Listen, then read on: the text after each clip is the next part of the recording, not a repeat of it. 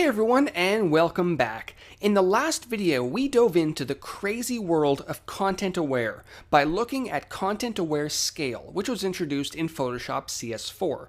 Since then, each release has been shipped with new and powerful Content Aware tools like Content Aware Fill and a Content Aware option within the Spot Healing Brush tool. We're going to be taking a look at both of these in this video. Let's dive in. I'm going to start by showing you a few examples of how Content Aware Fill works, and then an example when it may not work so well. While it's a fascinating feature, it's not always perfect. This first photo contains a few objects that I feel will distract a viewer's eye. The sign on the grass and the benches that snuck into the left side of the shot. There are certainly a few traditional ways that these objects can be removed, including the clone stamp tool, the patch tool, and the healing brush. And really all three will achieve great results, but they require a tad more manual work. For the lazy ones out there, the Content Aware Fill option may be a better option. It all starts with a selection, which can be made with any selection method that you like.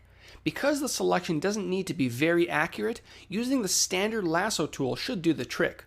It's also a good idea to leave a little bit of room around the outside of your subject.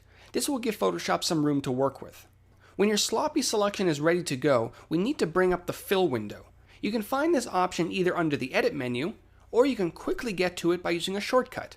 On the Mac, it's Shift and Delete. On Windows, it's Shift and Backspace. When the Fill window is visible, in the Contents menu, find and select the Content Aware option, and then press OK. If you're working with a large selection or a high-resolution image, the Content Aware process may take some time to complete. This one was obviously very basic. So what just happened? Basically, Photoshop took note of what was included in the selection, and then it started to analyze everything else around the selection for textures it can use to patch up the selected area. And I think it did a pretty good job. Now we can go ahead and get rid of the benches on the left. Using the same method, I can create a very basic selection around the benches, and then with the Shift Delete or Shift Backspace shortcut, I can bring up the Fill window. Make sure that Content Aware is selected and press OK. Photoshop will do its best to figure out what should be there and make the edit. Pretty snazzy.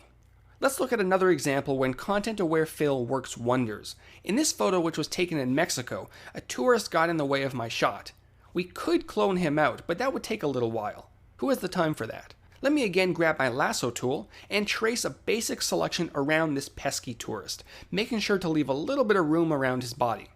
Shift Delete or Shift Backspace to bring up the Fill window, select Content Aware, and press OK. Boom. Mr. Tourist is gone. Now you may notice, especially at the bottom of where he was standing, there's a little bit of distortion, but nothing a minute or two of cloning can't fix.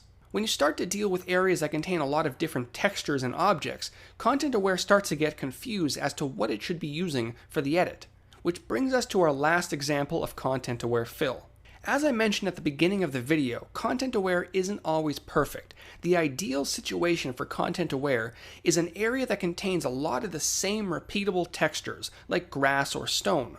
In these situations, it works wonders. But when you start to experiment on images that contain many different objects and textures, the results aren't always pretty. In this image, my obvious target is my shadow at the bottom of the image. Watch what happens when I use Content Aware Fill to attempt to remove my shadow. Because the shadow is so close to the crosswalk, Content Aware grabbed portions of that stone and threw it into our result. Clearly not what we hoped for. Sure, you can start to clone away the mess, but there is a better solution, which you're going to find out in the next video. Now to finish off this video, let's also take a quick look at another Content Aware feature that snuck into Photoshop CS5's release. Many times when working with smaller areas, I find myself gravitating towards the healing brush tools. They're quick, they're easy, and they usually get the job done. And since Photoshop CS5, the Spot Healing Brush tool has a Content Aware option.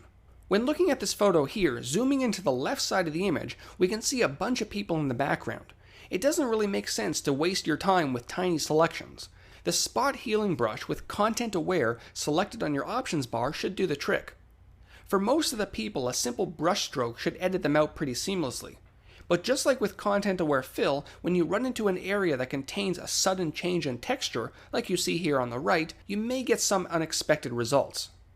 The Spot Healing Brush can also come in handy when you want to remove very thin objects, such as rope, chain, or wire. In many cases, you can make a single brush stroke from the beginning to the end of the rope, which should give you pretty nice results.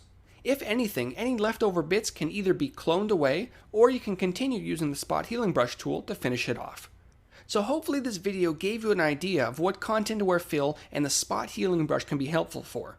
In the next and final video on content aware, we're going to be looking at the new content aware patch tool and the new content aware move tool. We'll see you soon.